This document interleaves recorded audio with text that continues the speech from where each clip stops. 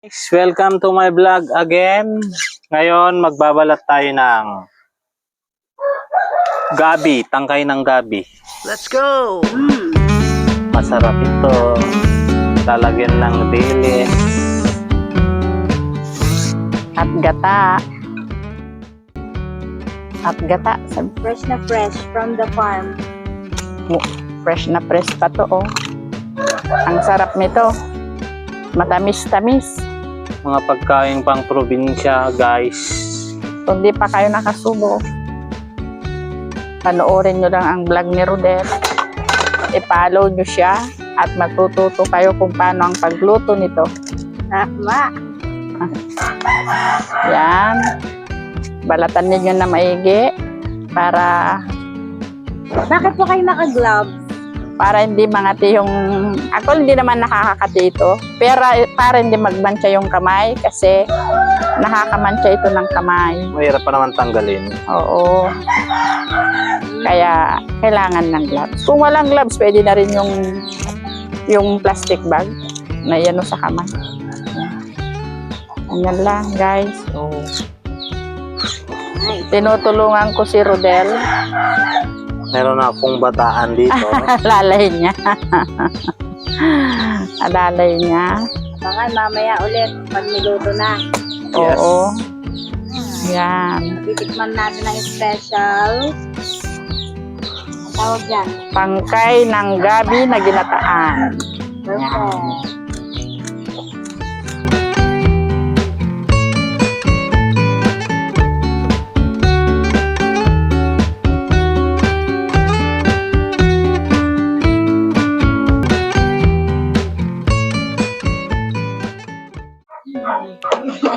Maghihiwa na po tayo ng sibuyas.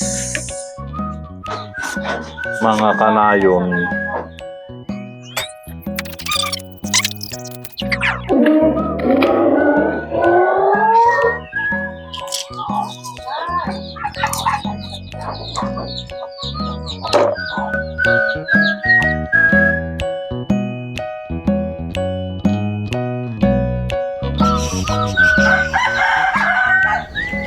Kasalang na po.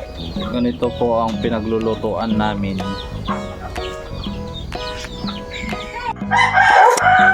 Naghihiwa tayo ng siling konti, 4 na sili. Pangdagdag natin. Doon. Sarap tayo ng bawang, sibuyas, tsaka luya. Mekos-mekos muna lang yan minsan.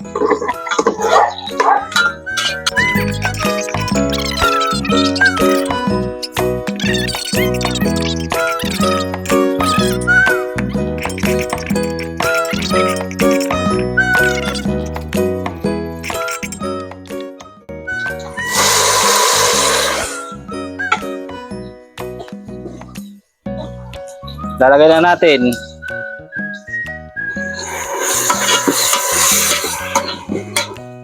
Minsan.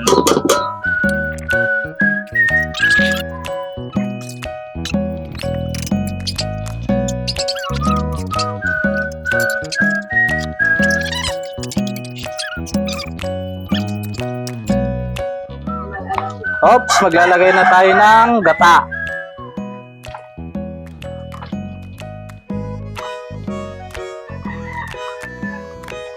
Tapos, hintayin na lang natin yan na magmanti-mantika konti. Pwede na. Lalagay na din natin tong dilis. Sama-sama na.